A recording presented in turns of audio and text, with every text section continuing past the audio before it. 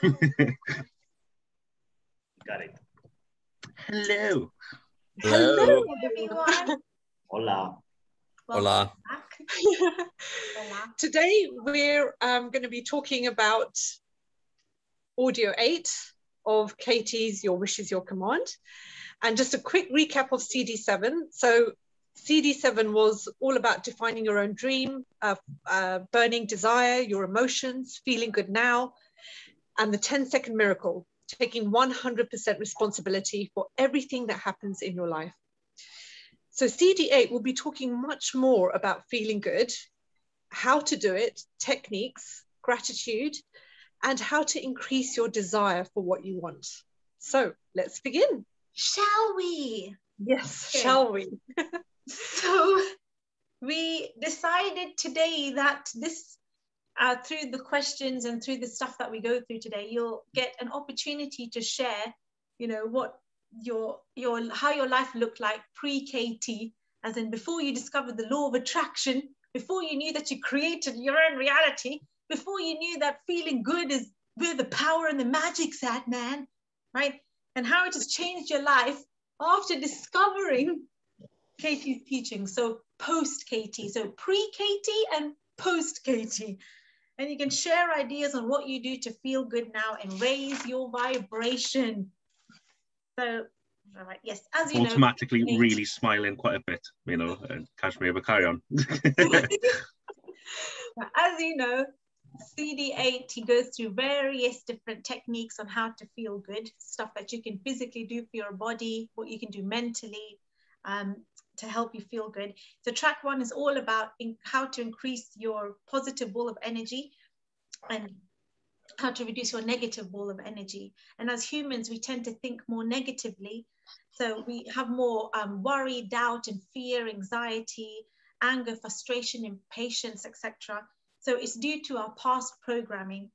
So to reverse that way of thinking, we need to increase the positive ball of energy and reduce the negative ball of energy. So of course, to do that, it will take some work. And that's why CD8, he's mainly going through all the ways in which you can do to feel good now, and thus to increase your positive ball of energy and reduce your negative ball. Because when that happens, you know, you create a tipping point, and obviously everything magically turns around, and you kind of also experience that 10-second miracle that, you know, you do create your own reality and you'll be more conscious of the way you think. But some people naturally have a higher ratio of like positive ball of energy versus negative ball of energy. So they may not need as much work as others. So there's a few examples, like, for example, much baggage. Yeah, and stuff like and baggage, emotional baggage. But there's like stuff like parking space, right? Who here believes that they can get a parking space up front in a supermarket? I get one really far away, I do. So you set yourself up to win then, do you, Jamie? That's what Kevin does. I track that one every time. Yeah. So I think, you know, you can test yourself out on parking spaces. There's some people that are so pessimistic, so negative, have such a miserable life experience that they can't even believe that they can get a parking space up front. They're like, forget it, I'm just going to get it at the back. Like, they're pessimistic straight away. And there was another example, Minal, you had a patient at work, I remember you telling me about. Yeah, and she was really negative. And I remember when she called me up and she said, you know, the sun is shining. It was like such a beautiful day. And she said, oh, she goes, the sun is shining so bright, the birds are dying in my garden. You know, I can't believe it. So when it's raining, her arthritis kicks up and she feels really ill. And when it's cold and raining, and when it's sunny, the birds are dying. So nothing's quite right, you know.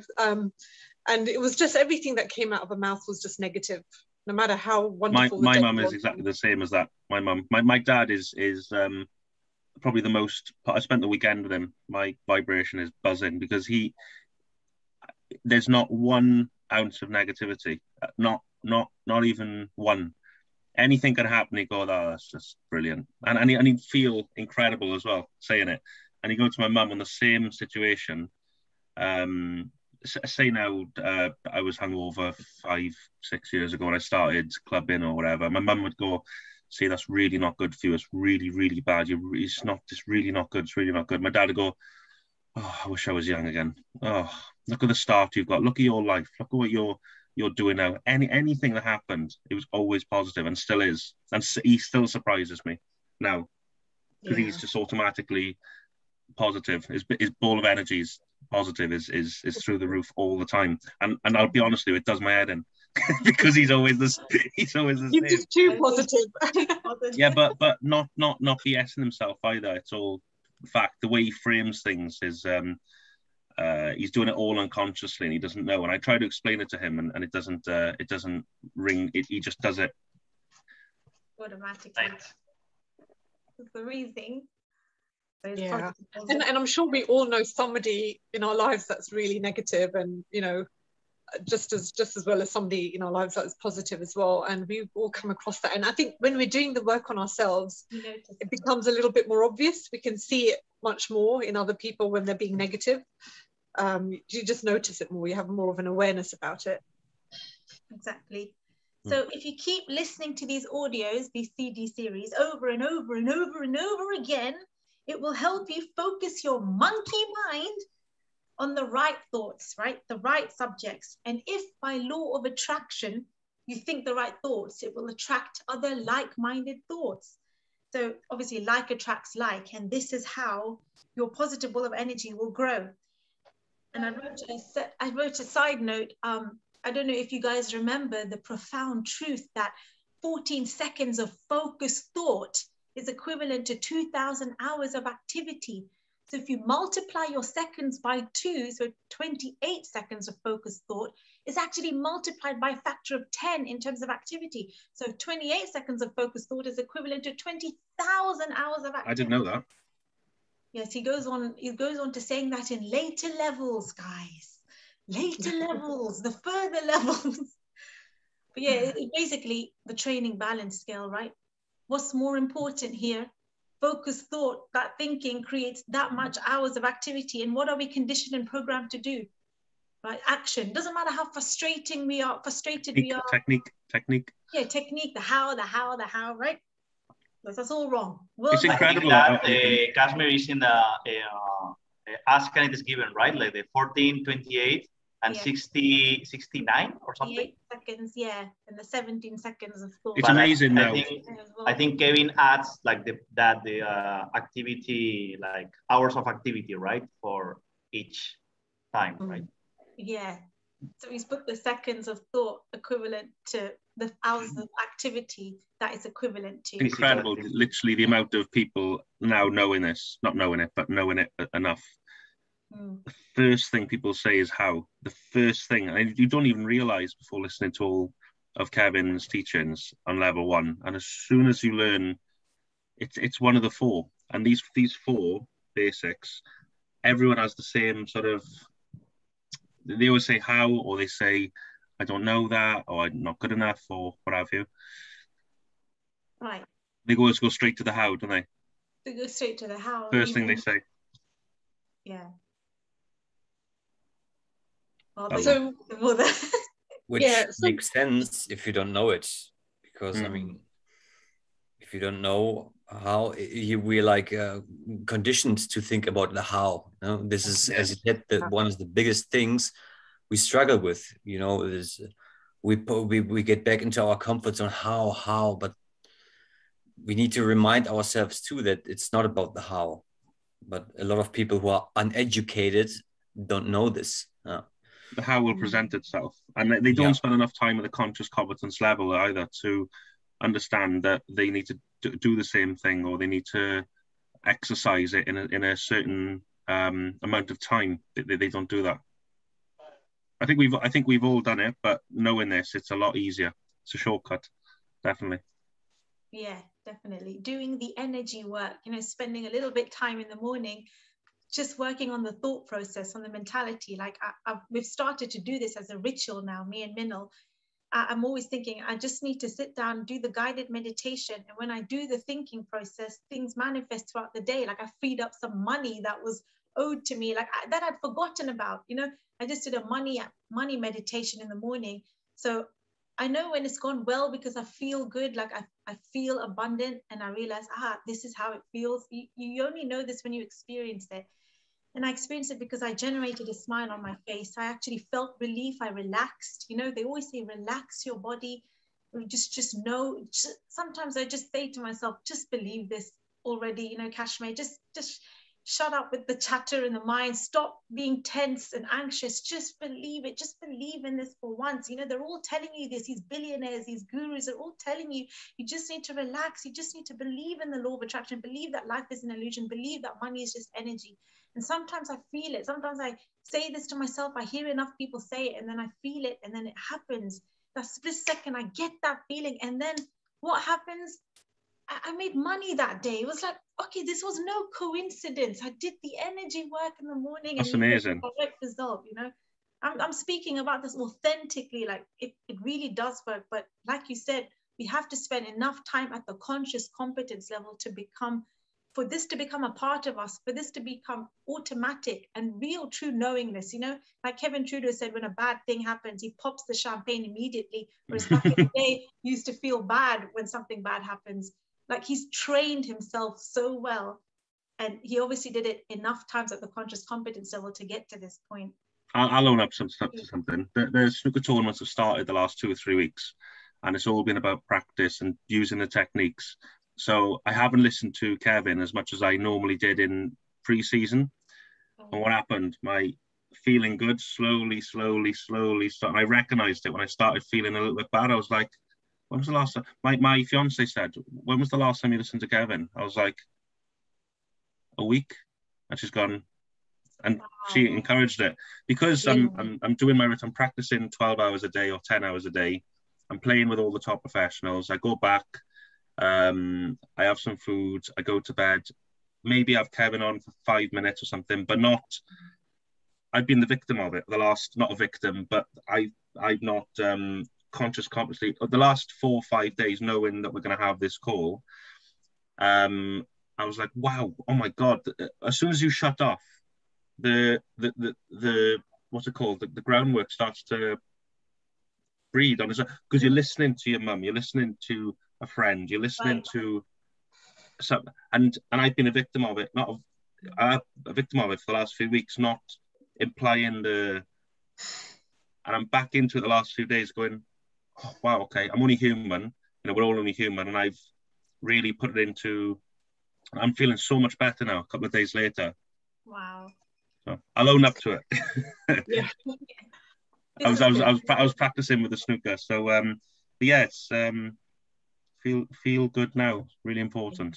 Yeah. And think about it. We're in training when we're thinking. We're in training to think the right thoughts. You know, to think positive thoughts. So it's not yet automatic. You know, we may automatically go into sort of negative thoughts or doubt or worry. So we're training ourselves to think more positively and think, you know, feel good. So you're at the conscious competence level of doing that. So the question is, when you notice you're thinking a negative thought, how do you know it's negative? Just how you feel. Yeah, that's it. Yeah. Your emotional guidance system. So that's why it's so important to monitor how you feel daily. You know, really be aware of your feelings. Not just the thing with your thoughts is you have, you know, Dr. Joe Dispenza says you have 60 to 70,000 thoughts a day. How can you monitor all of them? Because it would be impossible. You'll be constantly doing that. So it's easier actually to monitor your feelings rather than your thoughts, because with a feeling comes millions or thousands of thoughts. So you may have a feeling of, I don't know, frustrated. And with that feeling of frustration comes hundreds of thoughts around that. So it's easier to focus on a feeling because there's not hundreds of feelings. There's just that one feeling of frustration. Collectively, yeah. Yeah. Which is, which generates lots of thoughts. So around frustration as well. So if you're feeling good. What's your objective? What's your objective? Yeah. Feel better. Yes. To feel better. To move that emotional tone scale. That's it. And if you feel bad to any degree, and we all do sometimes, we all feel bad, ask yourself, how do I feel better? And you can't do this if you're not aware. You have to be aware. That awareness is the first step to knowing how you're feeling or how you're thinking. So I don't know if anybody does this, like, you know, do you notice is it a regular thing that you notice how you're feeling? Do you keep a check in how you're feeling? I personally do. Yeah. Yeah. Yeah, whether it's pick up the phone to my dad, or I go for a walk for probably, there's a lovely little block around here where I've grown up on, but I always go for a walk. Or if I'm picking my fiance up from work and I'm having a bad day, I'll go at 3:30 and I'll go for a walk down the beach for an hour and look at things far away, and then I'll pick my fiance up from work. That's good. That's one of the biggest things I picked up, because Kevin says we are going to feel bad at some point, so it's good to know. It's good to know the counter for that, to understand what to do to feel good. Exactly. Yeah. You have these tools at your mental fingertips in your pocket. Yeah. You know exactly what to do. All right, I'm just going to go for a walk. I'm going to put on some music. I'm going to dance. I'm going to move my body. You have these tools at your mental disposal, so you're aware that, okay, I'm feeling bad. I'm going to feel good now. But there's so many people that don't care about how they feel, because they think feelings got nothing to do with anything. They drown in it. Also feel bad. Yeah. And then what happens? They live a miserable life because they're activating the law of attraction in the opposite way. They create very, very, very strong neural pathways. And I think tapping is an awesome tool, right? Like whenever you feel bad and you notice, for example, I myself, whenever I feel bad, I do tapping. And at the end of the day, I don't know about you guys, but I just remember why I felt bad. I do tapping again, and then I try to change that thought, like think about what you want instead of what you don't want. And then that happens to me. Yeah. And then I think that's exponential, because maybe if you do that every single day after 3-6 months, then you start feeling better like most of the time, no? Which yes. If I get to back you up, Armin, if I get fear, I think in one of the live trainings, I think it's the third level 3 where he tells you the points, which there. I think they're the points, and I do a little routine for 3 to 4 minutes, and it goes.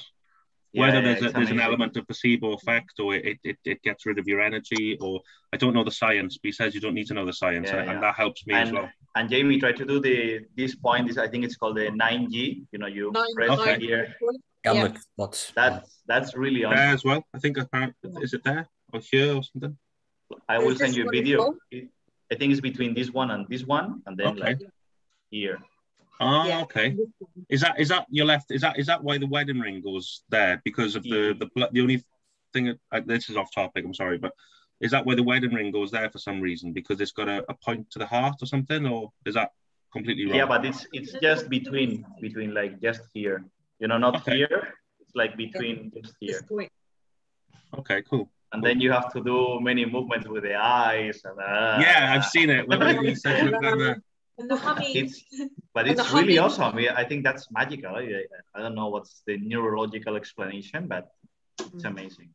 I think something to do when you're moving the eyes, it actually accesses the left and right hemisphere of the brain. Yeah. So there's something going on there. But with the tapping, there are actually energy meridian points in your body. So when you have negative emotions, it's trapped emotions energetically in your body. So when you're tapping, you're actually releasing them. Wow, that's the a bit of the science for it. Yeah. Yeah, the tapping's a huge thing for me personally, and he says it's a huge thing you absolutely have to do, and it's later on in the CD, but and it really does, and it really does help. Yeah, that's good. Sorry, there's a bit of noise in the background. The other point I just wanted to say about feelings, emotions, is that when you have a thought and it has a large, strong emotion attached to it, that increases the intensity and power of the thought transmission. So it's almost like your emotions charges up the thought, and so that's why feeling good is so important, because when you feel good, any thoughts you have, you're charging up that thought, and it's becoming much more of a powerful transmission. Intensity. Yeah. And also you can't think greater than how you feel is just another point. So like, let's say if you're feeling really angry and somebody So the feeling is anger, and you're feeling so angry at somebody doing something to you, and then somebody says to you, well, just think loving thoughts towards that person, just be positive. You can't. It's so hard to do that at that point, because you can't think greater than how you're feeling. The feeling takes over so much that all you have is angry thoughts about that person. And so you can use that anger as well, can you? Really, to a good. Yeah. He says something like, "Oh, how we love to get angry." He says something like that, doesn't he? Anger to manifest, because it has intense particle flow, because the energy moves very fast when you're angry, as opposed to if you're depressed. So you can actually use that. And I did this actually in 2014. I was extremely frustrated in my full-time job, and I remember coming home, smacking, like throwing my fists against the bed, slapping it, and saying, look, I want change. Like, I'm sick and tired of being sick and tired. I just used his technique, and I threw out so much like energy, and then I manifested another job. Like, nothing wrong with that. Nothing wrong with it. Salary and was it the time when you were writing this message, the email anonymously? Oh no, that was you remember that? Yeah, I do. Yeah. Okay, to make sure none of those people see this recording. But then again, they're the masses. They're not awoken conscious. They're going to be drawn to this kind of cool stuff. Long time anyway. I wanted to actually give an example about the thing that which Minal said. You can't think greater than how you feel, because 3 years ago I went through like a trauma. It was the breakup with my ex, and it was just so traumatic. I was experiencing heartbreak and betrayal, and I had too much strong emotional charge. So every time I sat down to meditation is one of the hardest things you can do when you've got so much feeling in your body, so much negative feeling. So I had to use the techniques of physically doing something, and I didn't realize I was doing this at the time, but obviously Kevin Trudeau's covered it in this CD. But my friend would take me out, like he would say, let's go trampolining, let's go to this like a play center where you can like jump around and do break it up. Break up the energy. Oh yes, yeah, to break up the energy. And he'd take me out to the cinema, to eat out, like to do stuff, to physically move my body and do stuff. Like, I couldn't do the inner work at the time, so I had to use my physiology and break my trance of negative feelings, because those negative feelings were so strong that it would just automatically cause those negative thoughts, about this, that, and the other. And I just wanted to break that. So distraction really helped, like getting up, dancing, putting on music loud. Just to feel a little bit of relief, a little bit of anger. If you feel depressed, you've got to be angry. If you feel angry, you've got to be irritated and annoyed. If you're irritated and annoyed, get to content. If you're content, get to, the emotional scale and everything. Just feel a little bit better. A little bit better. Yeah, and I also think that in times when you really feel bad, it's a good opportunity to notice what are you thinking about, and if it's, I don't know, a breakup or something, and you obviously had a lot of experiences you were sharing with this person, and by looking at them, it feels bad because you're not having this anymore. It's a great time to tap along, to change these memories and to let go of the charge, to let it all go by tapping, for example. But of course, there are a lot of many different other techniques.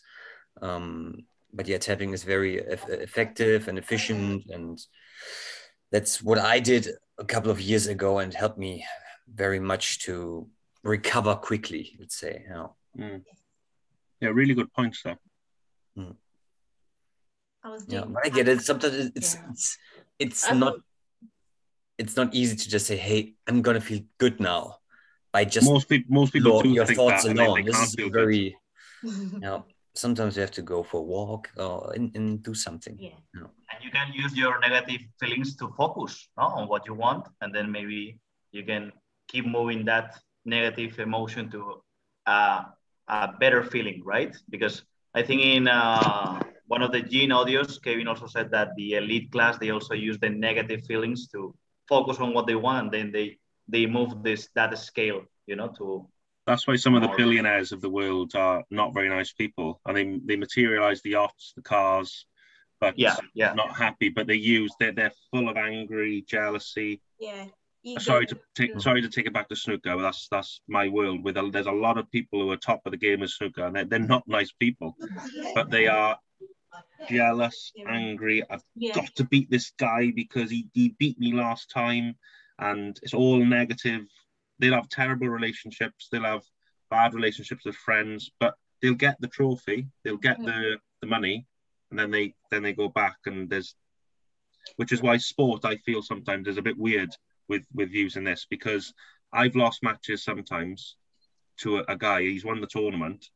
I'm at home, happy, drinking a cup of tea, my fiance, laughing, joking, and he's put on social media somewhere that I've been told by one of the snooker boys that he's completely depressed and he's wanted to kill himself. And I'm thinking, wow. So the trophy, which is what the media and the money and everything, it's not difficult for me, because I got to try and, not difficult for me, I just make sure I balance that correctly, knowing what's actually important to you know. Negative emotions are also very powerful, you know. Here Kevin quotes this, or he mentions the scene from Star Wars when Emperor Palpatine says, "Oh, Anakin, it's Luke Skywalker, I can feel your anger. It makes you focus." You know, I mean, anger is very powerful, you know, and it can make you, move you towards something, and build up a lot of energy, you know. You can use this to define what you really want. Yes, you can use that anger as fuel to define what you want. Definitely. And this brings us nicely to, what can we do to feel good now? And Katie has a long list of things. There's some things that you can do, sort of more physical body stuff, and there's other things that you can also do as well. So can you mention, can anyone mention any of the physical stuff, what you can do to feel good, or something that's not on the list but you do yourself, you know, or something that works for you? Yeah, who wants to start? I dance salsa, and for me it's like amazing. It's like an amazing feeling, Brilliant. because you see like all the people happy, dancing, the music. So to me, it's something which makes me feel so good. It doesn't matter it doesn't matter your day. Yeah. Oh, love that. Spanish salsa. Oh, man. With a rose in your mouth. Oh. No. Let's not get blue again. All the women not that much. For me, it's an hour and a half of walking, or an hour of walking, or 2 hour walking's my thing in nice weather, or just going for a drive in the car, or meeting up with a friend, or having a beer, or having a coffee, or going in the hot tub. For me. Oh, that's good. Yeah. 16 pints of lager in a hot tub. and then I like to go take a sauna. I have a gym where I have access to a sauna, which is very relaxing. But also what I discovered for myself is playing table tennis with some friends. We have a park here. Brilliant game.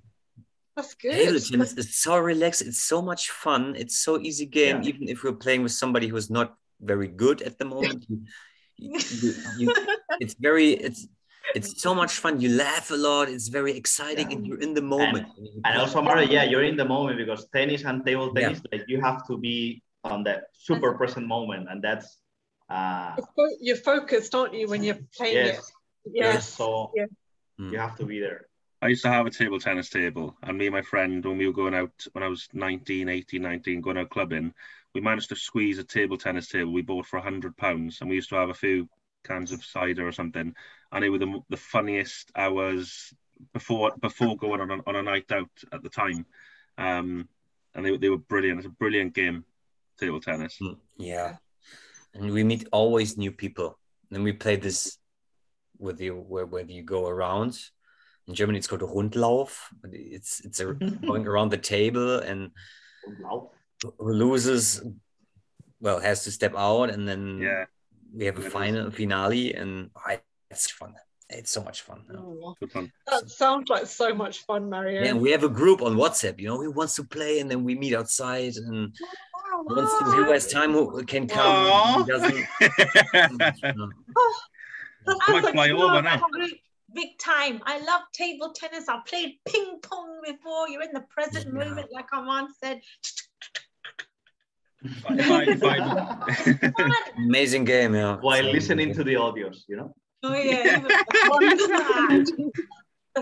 That's one thing I do, Armin. Funny enough, I get a blank piece of paper like that, and I listen to CD 104 and I start writing what he's saying. That makes me feel really good as well. That's good. That's give me some great days. Yeah. When I'm really feeling bad, because we all feel bad at some point. Your vibe goes up so much, isn't it, when you're really focused on this work? You just Baroque classical music goes on there. I've got Trudeau on my iPad, and I just sit there with that on loud, and just creating. Just it's the best. There's 2 or 3 moments in my life listening to the CDs and writing where I've just felt like I'm not in my body. I'm the entire universe. It's like you're just free. Yeah. I love that. And then, like Katie's also mentioned, you know, other things. No. What about you, ladies? I mean, what do you do? Ladies.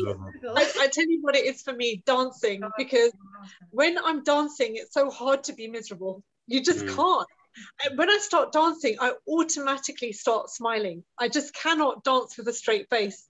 So you dance at home, Meenal, or yes? Yeah, dance at home, you know. Salsa dancing classes. I used to go salsa, so I used to dance salsa, and I did street dancing and like lots of different types of dancing. But at home, Kashmir and I had to perform a dance for my cousin's wedding. And so I had to choreograph an entire dance routine, like for 6 different dances. So that was so much fun. I just had so much fun. And then when we were doing it, it was just, it was such a laugh, you know, really enjoyed it. Unconscious competence, it was fun. The conscious competence part, not so fun. But finally, when we knew the dance moves, and you can finally enjoy it. But also, just being a bit goofy, you know, you put a music on and you do some funny moves, you know. And my fiance do it regular. Do you? Yeah, it's so fun. You just can't help but laugh. And also, Kashmir and I attend laughter yoga. So on Monday, sometimes we attend a laughter yoga class where you just start laughing, you know, or you do silly things and you start laughing. And it's so infectious. When somebody else is laughing, you just end up laughing as well. And you don't even know why you're laughing, but you are. So that's really fun as well. And that's my main one. What about you, Kashmir? What's yours? Dancing, listening to music, and dancing goofy. And I love doing my reenactments. I do acting roles. So I discovered this passion when I was 21 years young, back in 2008. I'm already giving my age away here if people are good at maths. And then I finally... it's a form of it. It's really fun, because when I'm playing these cool roles and saying these cool monologues, I feel like a different person, and it's just an extension of me. And I love acting, and I can understand why actors love acting. It's a creative form, just like singing and dancing. You know, I felt the pleasure through acting. But he also talks about, you know, healthy foods. I get super passionate about superfoods. You know, looking after the body, physically working out. Who likes working out here? I mean, that does give you a sense of endorphin and dopamine and serotonin release here, right? So I don't. Jamie. That's the one thing. When I used to train all the time when I was 18, 19, 20, I nearly had a 4-pack.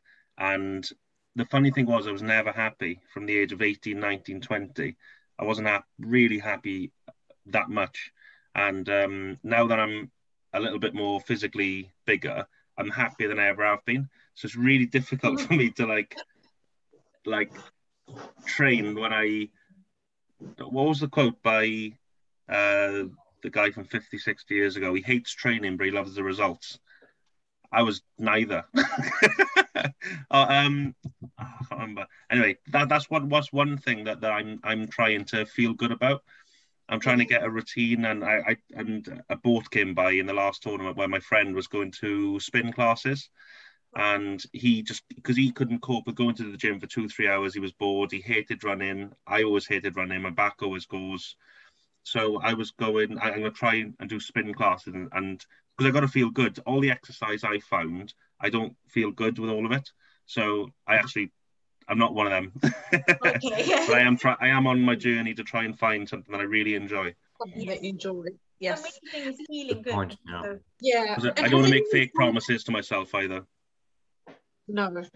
You're going to find something that you love to do and something that would make you feel good, you know. And I just wondered, has anyone tried the vibration plate or the rebounder? Have you? Rebounder, I have one at home. It's amazing. I don't really have one. amazing. Yeah. If you have a good one, because there are like one which is super, I don't know how to say, like very, you know, I mean, there's one which is more flexible, you know, and that's the good one. No, because you can even feel on your back, which is there, all your body's relaxing, no? And it's like, oh my God. And I also have the inversion table. No, I saw that a few months ago, the inversion table. I think it was like £1,000 to get it. I remember him saying that with one of the only advantages with the super wealthy is that all these things they can just buy, like straight away. Until you get to there, it's a little bit difficult to see. CD8 is weird for me because it's probably my least favorite of the Trudeau's, but I've implemented a lot of things that he's done. But some I need probably you guys to inspire and to know what to do exactly with it. So I haven't got plates. I haven't got an inversion table, but I do like some of the like a lot of the stuff. Yeah, you don't need to do all of the stuff that Kevin's listed. He's just giving you a wide range because, of course, there are some things right now like where you can't financially afford it.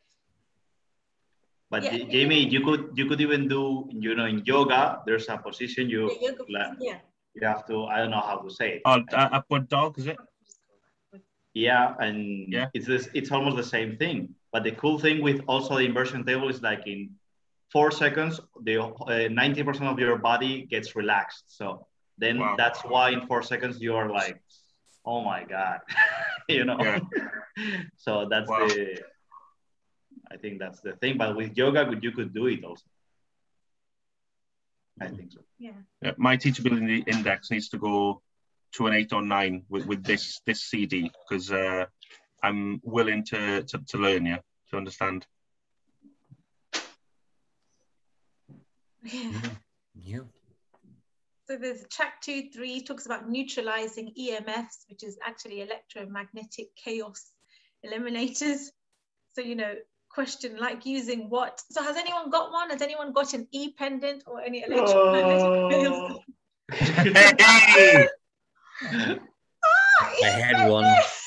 Snap! Come on. You have the blue one. That's the best, no? The gin store. This is actually from the gin store, guys. The e-water, no? Wow. ewater.com. E-water pendant.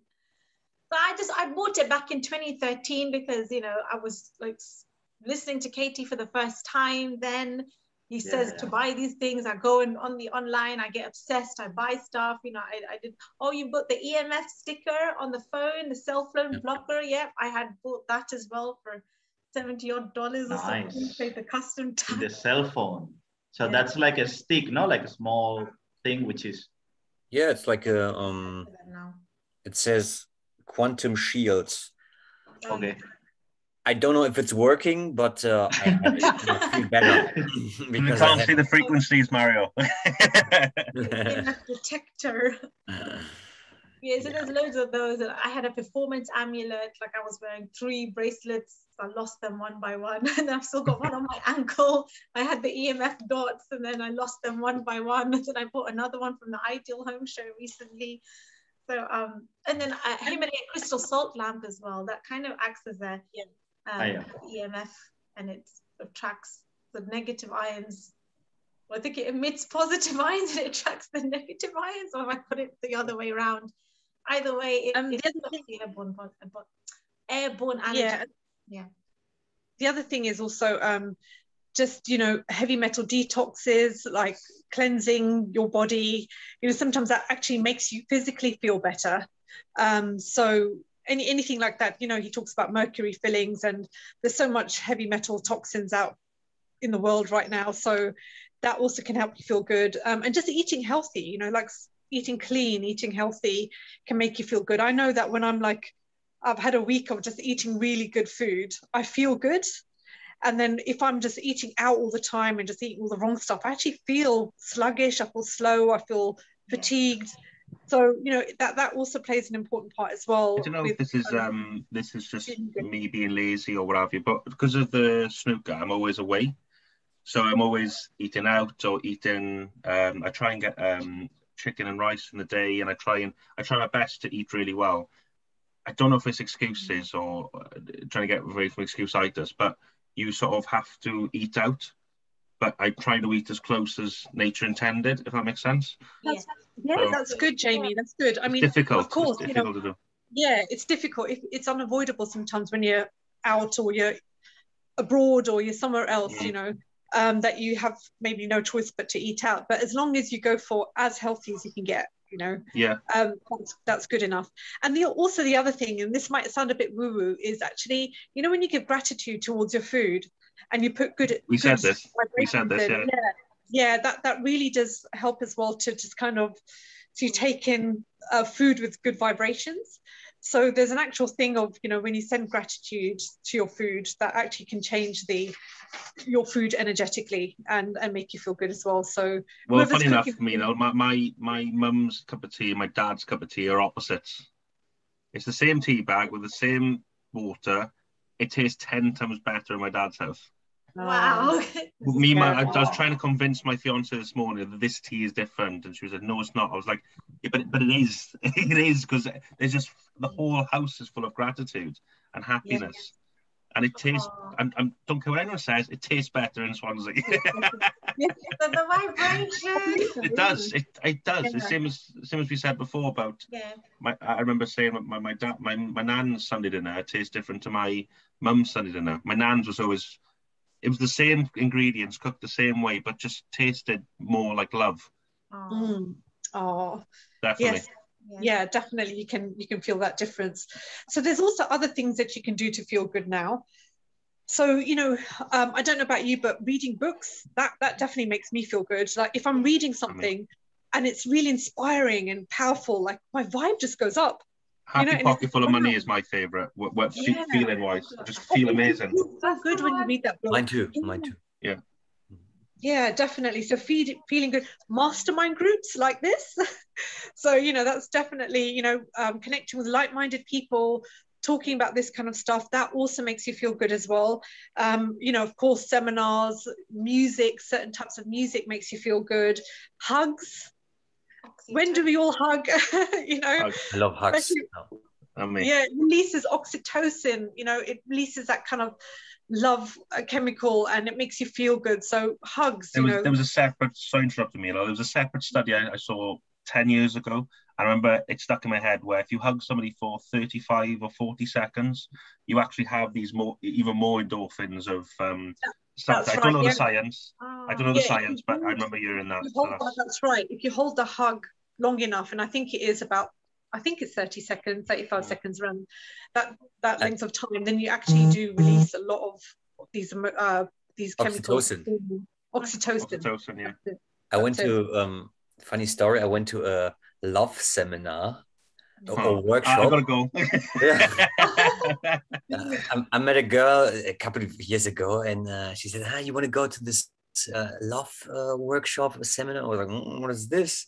Wow. And I said, "Okay," because I'm open. And there was this Osho Center, a place where a lot of workshops and seminars take place. And I said, "Okay, let's try it out." And it was two like yogi who taught us how to hug properly and the science behind it. And then we did some exercises where you have to lean towards each other and say stuff and just be. And it was a little bit it was interesting. Yeah, it was Did you say Osho? a funny experience.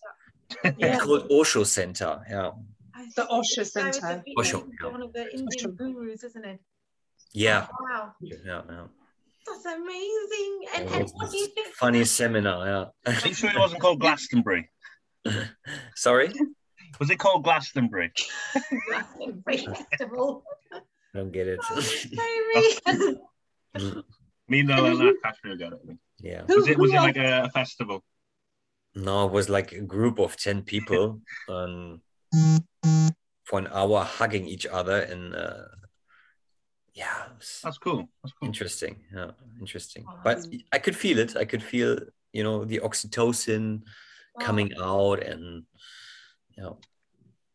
it was basically an hour of hugging people very intensely and without even knowing them, but it didn't matter. Yeah. That must feel strange at first because you're hugging strangers. It was a little bit weird. I was like, what I've gotten into here right now. he says Kevin Trudeau says on level 2, and he says right, everyone stand up and hug the person next to you or something. Is that right? Yeah. Or he says give them or shake their hand and tell you we're gonna have a great day or something. Touch their left ear. What's that? Touch their left ear or something? I haven't heard that one. I haven't heard that one, Mario. No, okay. Our leg. Funny. What was this meditation? Seminar, then? What was this meditation you've done for 2 weeks? Seminar. Yeah, but it's definitely true. Tactile contact. Yeah, really important. Yeah. And then also having a pet, Amon, you're so lucky. Where's our pet, Amon? Finger over, go on, Cookie. Where's Cookie? He's gone. Come to the office because I don't want her to be around here with all the hair, but yeah. It's, dog or cat, Damon? Dog, cat? Cat. Cat, yeah. I have a cat as well. A she cat. But yeah, it's an amazing feeling because almost all the pets are like they have the very positive energy. If you have a dog, they always like take even your negative energy. So they know. Yeah. Yeah, they know. Yeah, that's it. And also, being creative. This is so important. Like being, whether it's painting or Arts and drawing, drawing, yeah, art, Cooking. yeah.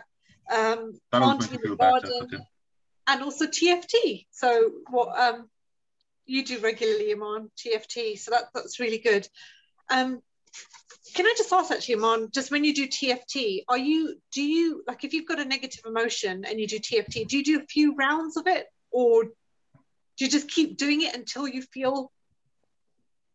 I do like the 2 procedures. Like there's like one which is like the basic one that Kevin explains, like this one, like 2 or 3 times, and then I do the exact one because I downloaded the PDF of, I don't know, there's one which is fear, anxiety, panic, and then I do that, and sometimes I even do the 9G. But after I do the 9G, everything is really gone. Wow, that's amazing. So you do the specific one, which is good. Yeah, specific to that emotion. I think if you also do the 9G, it's more powerful, but sometimes I don't need it. And I think it was very interesting, Mina, when you said that Kevin, after jail, he was, coaching you when it comes to TFT, no? So after 50 or 60 years of training, he still does TFT, right? Yeah, he still does TFT, as well as the Sedona method as well. He does that as well, letting go. Which is the method? The Sedona method. The Sedona method. Okay. The Sedona method. Yeah.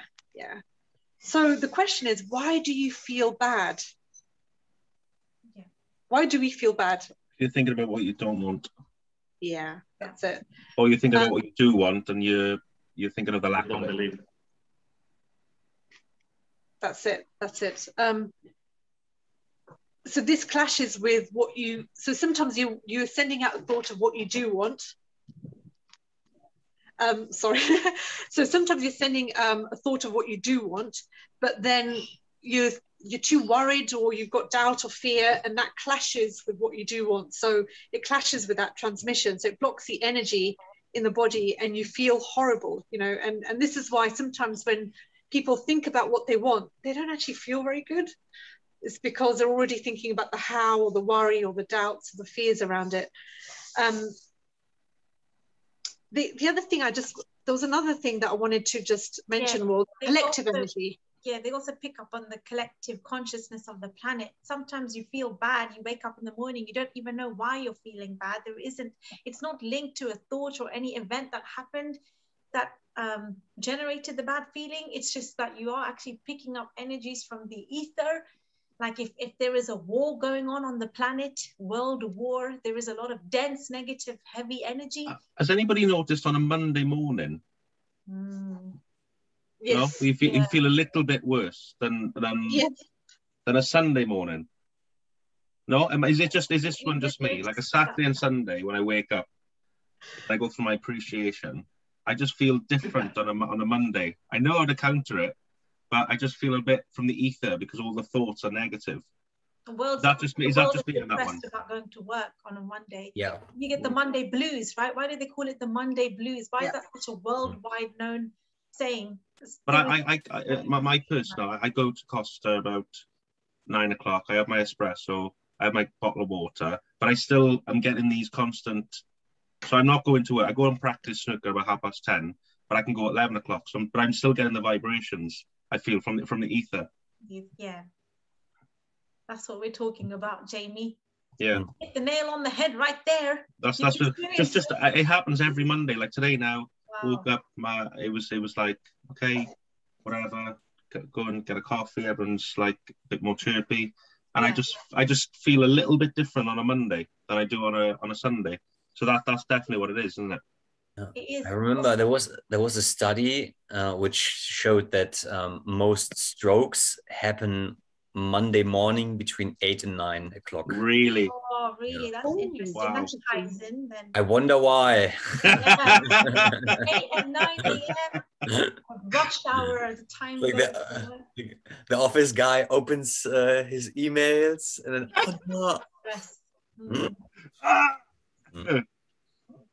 So go on, Kashmir, carry on. So keep focusing on the good, and the negative ball of energy will eventually diminish and go away. But sometimes the negative is so powerful with strong attractive magnetic pull, so it can be challenging. So so he talks about how thought field therapy is used to eliminate it. So obviously we already talked about this earlier on, but this is where he gets to this bit. So has anyone, the question actually was, has anyone ever used the TFT by Dr. Roger Callahan, or even the EFT, Emotional Freedom Therapy by Gary Craig? And who has it worked for and does it work? I guess you works massively for me. So it's part of my life. Yeah, I think I told you that I was on a seminar on the level 1 faster EFT by Robert Smith, who is I think an apprentice of Gary Craig, and he worked with him together also, and he's now doing his own style. It's faster EFT, and I went on a seminar for a week in Athens. Oh yes. Yeah. I remember you telling me this, Mary. You went to an EFT summit and you trained how to become an EFT practitioner. Yeah, it's level 1. Yeah. It's a little shorter version. You still have the points, like here, and the collarbone, but he doesn't use like these points. Like it's right. He doesn't use these points. And he gives another explanation why it works. So in his opinion, it's first of all is by tapping on these points. Of course, you have the chakra points, or meridian points, which if you tap them, it leads to relaxation, first of all, because when you're thinking about something negative, all your organs respond to this stimuli. You have a negative thoughts, and then you get triggered, and blood pumps up, and your heart rate goes up. And so if you do this, it relaxes you, and you get by feeling and focusing on your fingertips, it pulls you back into the moment. So you're not in a trance state anymore, because when you're thinking about something, you're in a trance state. But by doing this and feeling it exactly and focusing maybe on it, that's why it also works if you're just thinking about tapping it, because you're getting pulled back into the moment.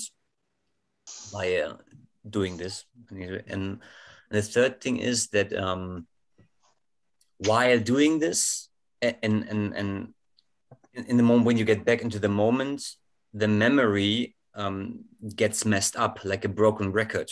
So it changes, and that's why you also change the memory, and you can change into something positive. So, I see. well, there's a lot happening. Yeah, That's amazing. Yeah. That's really interesting, Mario. yeah.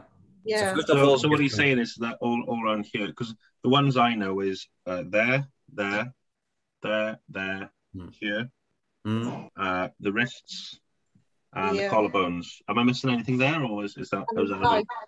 Oh yeah, this one. And here. Here, starting on the eyebrows. It's Yeah. here, right here. And he recommends going right round, or just those.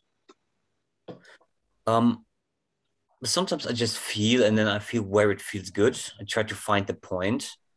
But I don't. This is not so much. I think he also did some test experiments, and he discovered that it's not that important that you find the right spot. It's also that the tapping in itself is effective.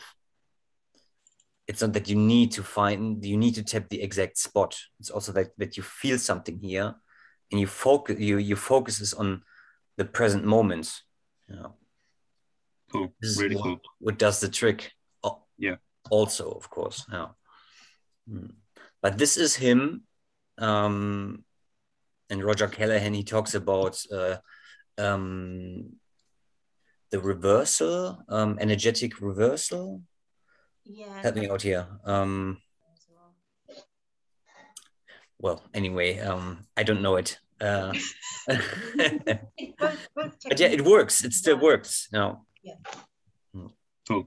So you take out, if you have a negative memory, you might think that it's still it still influences you today. Then you can go back and really feel it, make it worst possible. And then you take out the charge, first of all. You make it from a 10 to a 1 or a 0. And then you can also choose to make it, to change the memory, like put in different pictures, like another sound. Instead of somebody telling you you're stupid, they say, hey, I love you. You look great. You can change this, but while tapping. So you change the meaning of the memory, and this in turn changes how you act today subconsciously. The last 2 weeks, I've had coffee with one of my friends locally, and he's 68 years old. One of the most intelligent men I've ever met. Really nice. And his wife has been put in the hospital.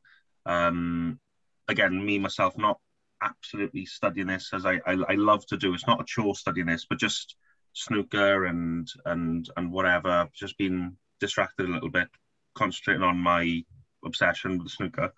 And he was saying about his wife has been put into hospital, ill health, terminal disease. So I have had probably in the last 10 days about 5 times where I've thought about the fear of ill health, which is one of the 6 basic fears in Napoleon Hill's Think and Grow Rich. Mm-hmm. So I'm thinking that I'm about 10 seconds in, and it's carrying on. Other thoughts are starting coming in.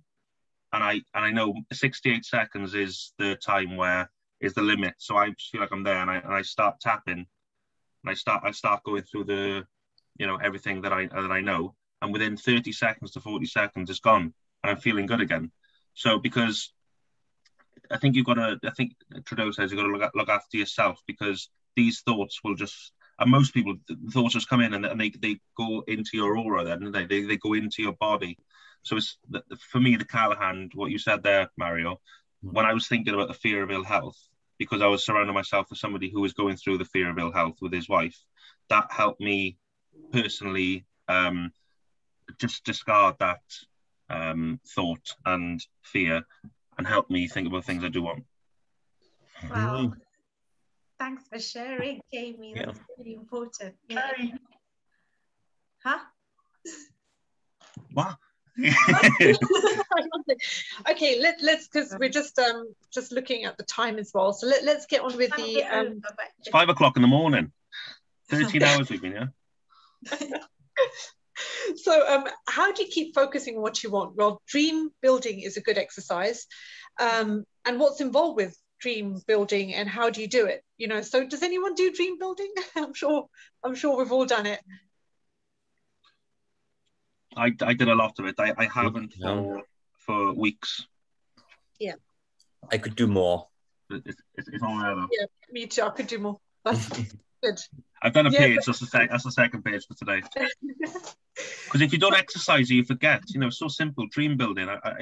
I done it with a car for 3 months. The obsession and the intensity was absolutely out of control, and I got it. And you should use that for future things that I want, or not so much material, but feeling good as well, isn't it? Yeah. Like the reason people want the material stuff, the money, the yachts, the cars, what have you, is because they want to feel good. So I think especially with Mario and all of us and Armen and all of us guys, we'll go focus on the feeling more than the material dream building. But an important thing to do, knowing, because it ups your belief level, knowing that. Yes. It goes on about the lifestyles of the rich and famous and everything. Look at magazines and look at, you know. Yeah. Also very good Instagram profiles. You know, do dream building. What was that? Yeah, like Instagram profiles. You know, the lifestyle. You know, and the luxury hotels and. Could do more.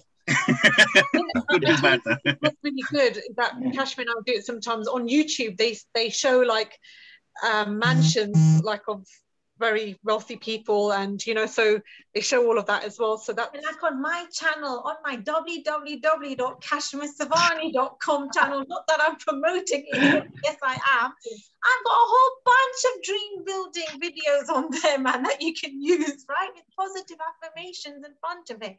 And I just use those images and really cool music to go with it, to really put you in an opulent state of mind.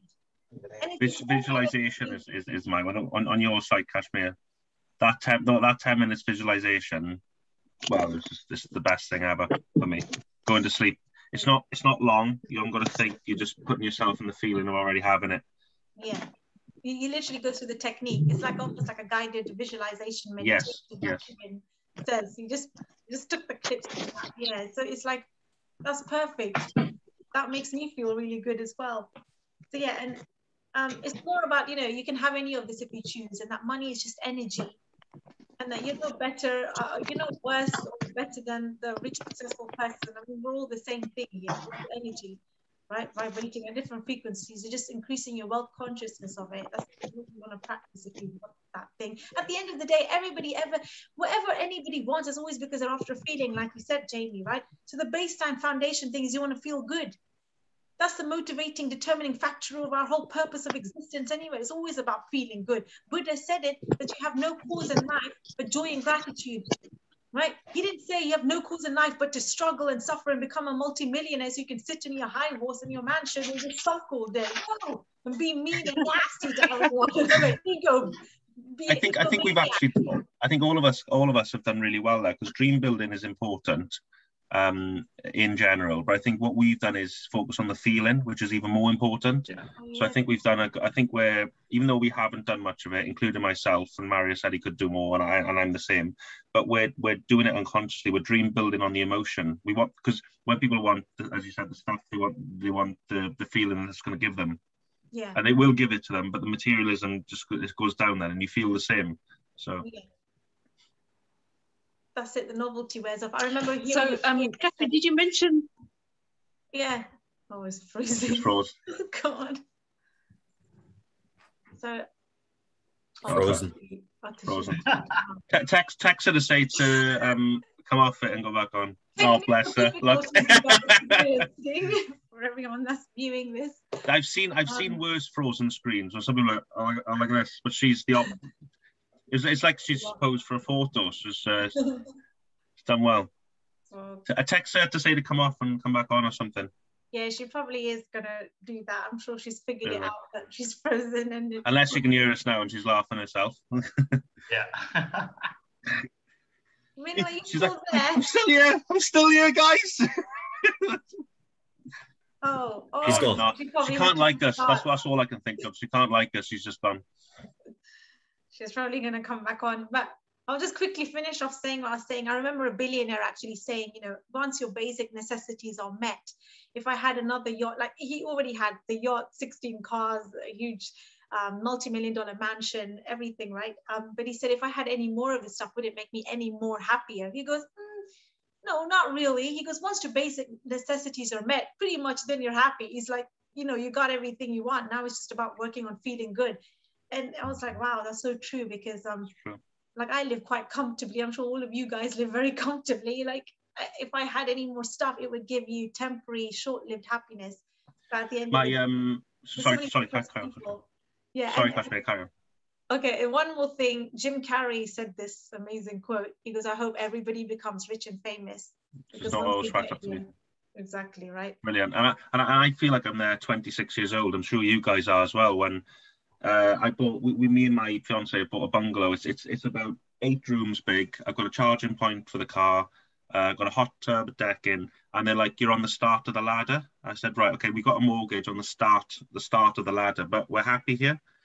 And my fiance's bosses have a £600,000 house about 2 miles down the road, and they wanted us to take care of their cats for, I don't know, they give us £100 for the week. Long story short, we stayed in this £600,000 house. It had this, it had that, whatever, and it was rubbish. It was a fantastic house, but we were happier here.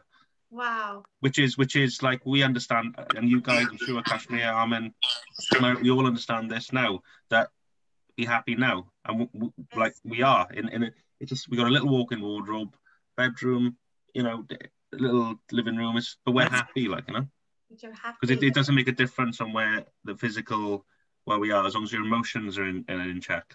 And I saw that quote with Jim Carrey as well, and I think he bought a little hut, didn't he, in the middle of the forest. I mean, you might have seen it.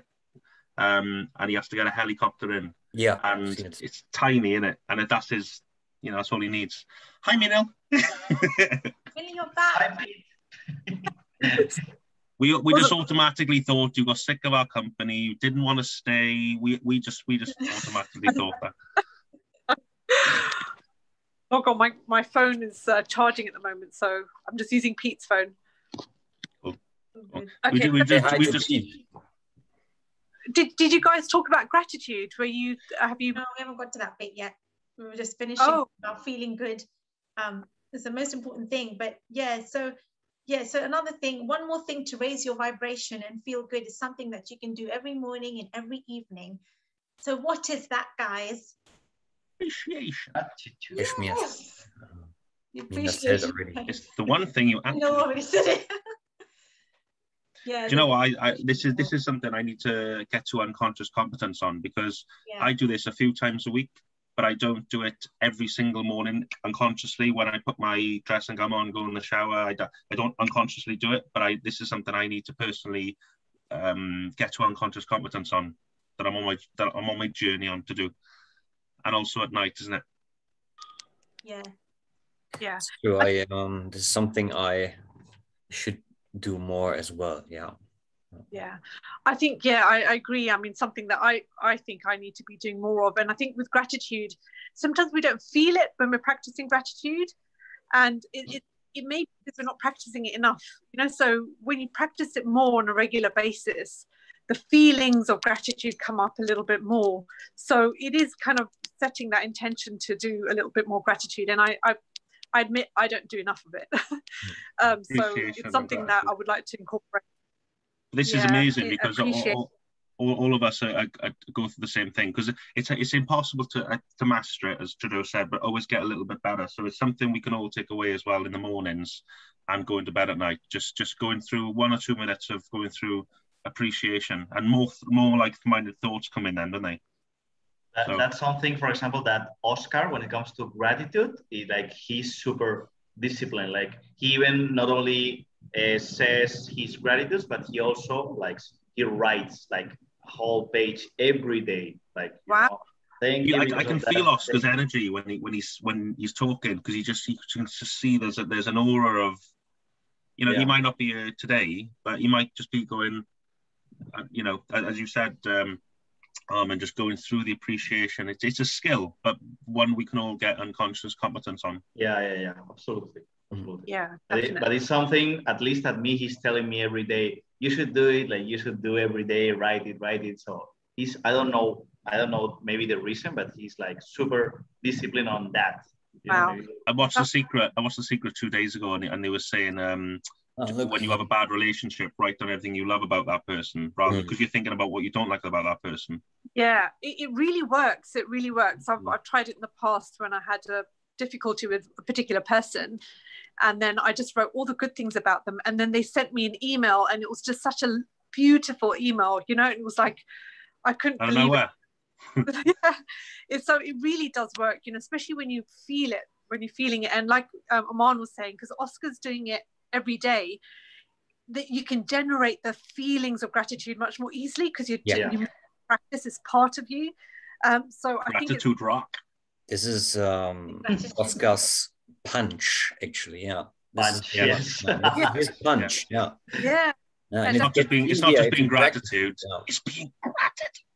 And like even when Oscar's written, I think on the WhatsApp message, he did write something along the lines of gratitude or appreciation for the group. And, you know, you could really feel it. Like you could even almost feel it in the words, that how great it is. You know, you could feel that. I completely agree, Meena, with that, because whenever Oscar writes something, you just know he's going through appreciation stuff. It's something I'm absolutely buzzing, taking stuff away and being happy with all you guys, and that's something I'm really going to exercise now. Yeah, definitely. Me too. Got inspired as well. In between, really, really inspiring. So in between focusing on what we want, you want to be feeling good or working on feeling that little bit better, you know, and that's sort of the key thing that Katie's talking about in this audio, is about feeling good. And, you know, he gives that really nice example of, you know, when you like thoughts attract like thoughts, when you're saying, I feel so lucky, you know, and you just Kashmir's visualization. Yeah, and then you video. Thank you. Yeah, thank you. And then, you know, events, circumstances, situations come your way to make you feel that way. And I'll give an interesting story. Back in 2012, I had a bit of an awakening and a shift, and I started feeling a really deep level of gratitude, so much so that even if somebody just opened the door for me, I would feel so much gratitude. It was an abnormal level of gratitude that I felt, but it was such a wonderful feeling. I was on a high for a month, and the intensity afterwards reduced. But during that high, I remember I had a flat tire, and I was on one of those kind of busy roads in the middle of the night, and I was thinking, how did this happen? How did I get a flat tire while I was doing all this gratitude work? And I'm on a But then what happened was when I had this flat tire, it was midnight, and I was thinking, I don't even know what I'm gonna do. I pulled into a petrol station, and there was a guy just waiting there because his van had broken down, and he helped me out. And I didn't even have money for, you know, filling the flat tire up with air. And so he just helped me out, and that's all he did, just help me out. And I felt so much gratitude towards him, like so much, you know, the chances of finding someone that will help me out and looked trustworthy as well, didn't look dodgy or anything like that. In fact, he reminded me of a family member, you know, he felt that safe. And I was thinking, gosh, you know, this flat tire happened, but it generated so much gratitude because he was there to help me out. That's and so cool. Sometimes things happen that you think, how did this happen? But actually it's there so that you can feel even more gratitude, you know. So it's just very interesting how all of this works. That's so cool. So you know, the most important thing is to feel good now and to increase that positive ball of energy, and just, you know, that this is what he emphasizes a lot. In the next CD, it's going to talk again about feeling good as well. So what was interesting was towards the end of it, he did say that doing at least 90 seconds of focus on what you want activates the law of attraction. 90 seconds. Now, I'm sure in Abraham Hicks it said 68 seconds. 68. And Kevin Trudeau's level 2, he says 68 seconds is a scientific to pull in the situations and events. Yes. So I don't know why he kind of mentioned 90 seconds in this audio. So I wasn't too sure about that. But I think he says, I think because he's dealing with people on level 1, like we're all in. And I think because he's teaching on such a physical plane and such a just, in other words, please listen to me, because I'm trying, I want to help you. It's the highest level of bliss I can achieve in my life. And I think he just says 90 seconds as a Chinese whisper, just to say for at least 90 seconds. So I think that's why, Meenal. But personally, that it's a guess, but I think that's why. And then when you get into it, he goes, right, really, it's 68 seconds. This is what you got to do here. This is what you got to do here. I could be wrong, but that's my guess listening to him. The more I do. That makes sense. You know, he's probably getting into much more detail later on and more specific, saying 68 seconds. So the more you do this throughout the day, the better it is, so that you become what you think about most of the time. And I remember what Oscar said was it last time or the session before that what he does is he has little moments of focusing on what he wants, then he carries on feeling good and doing whatever he's doing, and then again he'll have like pockets of time during the day where he will just devote a little bit as well, I think. Yeah, and I think that's really good, because if you do it too long, maybe a bit of doubt or something might creep. But if you do it just enough to make you feel good about it, and then let it go, then I think that's really important. We talked about, I think 3 weeks ago, or the one before, and we were saying just blast at the frequency for 60, 80, 90 seconds, and then just get on with your day. Because if the more you think about it all the time, the more doubt can creep in, and then the how comes in, and then and it can make you then think about what you don't want. So I think that's really important. Personally, I'll definitely take that away. Yeah.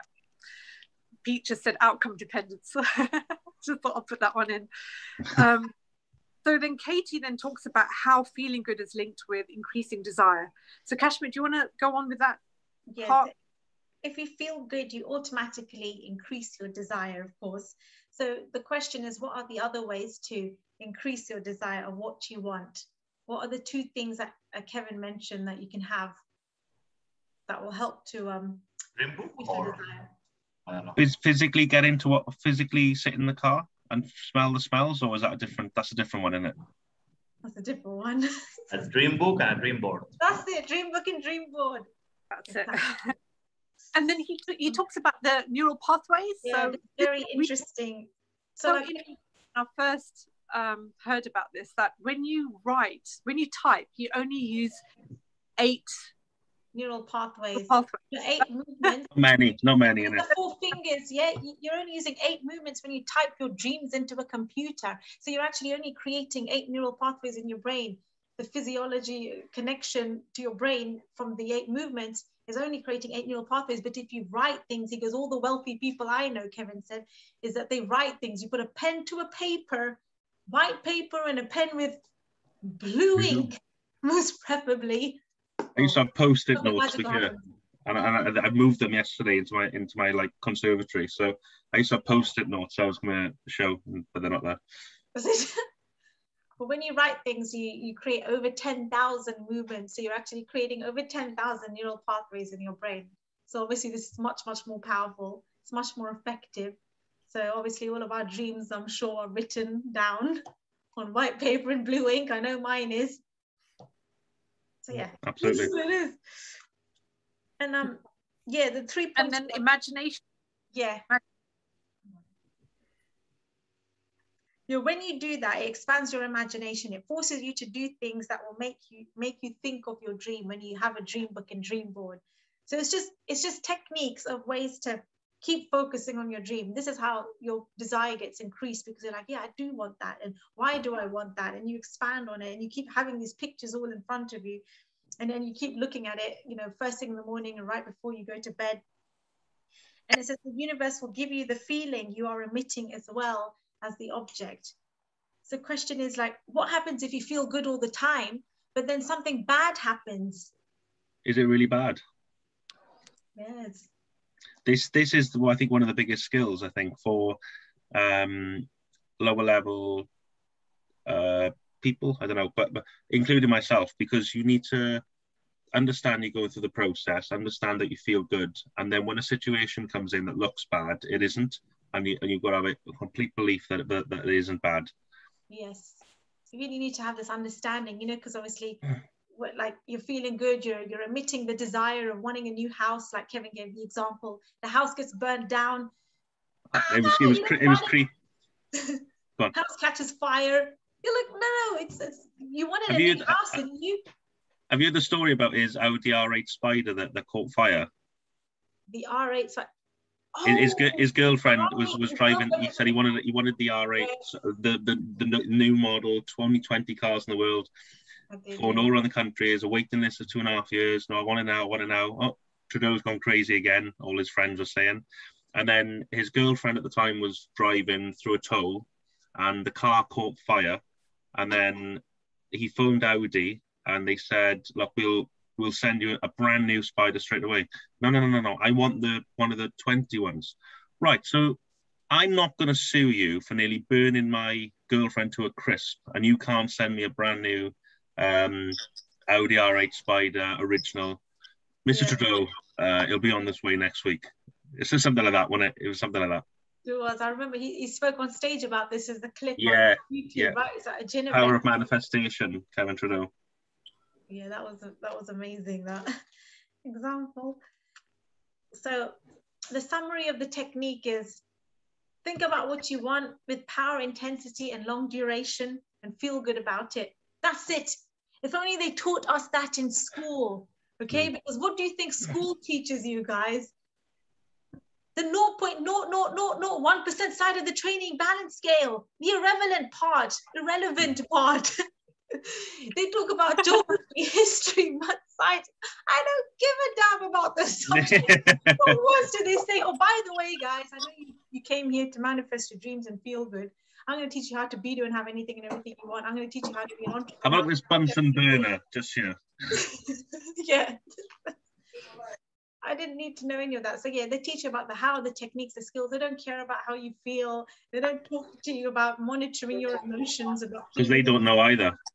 They don't know either. It's brainwashed leading the brainwashed, blind leading the blind. It's a built-in blind leading the blind. I love that. I love that. It's a built-in slavery system. So if you don't feel good, you may need to increase your belief about it. So obviously there's a lot of increasing desire techniques, like Kevin said. So yeah, that was just a summary. So we've come to the end of CD8. And remember, the #1 goal is to feel bad. No, good now. Feel bad. I thought I knew that one. Feel bad now. Feel bad. That's the objective of the feel good now. This is the answer. And just feel better, you know. So feeling good means like feel better than where you are right now. Just moving up that emotional scale. Yeah. So that's some good energy. Some good energy. So that's CD8. CD8 was actually quite short, but CD9 is quite meaty. I'm looking forward to that one. So he does recap on the technique of manifesting your desires in CD9, and he really delves deeper into feeling good now and why we feel so bad and what can we do about it. It's such a big one because even though he's kind of mentioned it already, it's something that you want to kind of remember again and again. It's going to come up. I'm not that funny, Mario. Mario, I'm not that funny. That's so good. Yeah. Sorry, I'm so sorry, Neil. Carry on. I'm so sorry. Excuse me. Yeah. I couldn't hold. I think everyone's frozen. Can you hear me? Can you see me? Yeah, perfectly. Yeah, perfectly. Yeah. But Mario can't breathe for some reason. Yeah, it's good. So I was just recapping CD9, but it's more about, you know, feeling good and about what to do when you feel bad. And this is such a common thing. We all feel bad at times. So what do we do in that situation?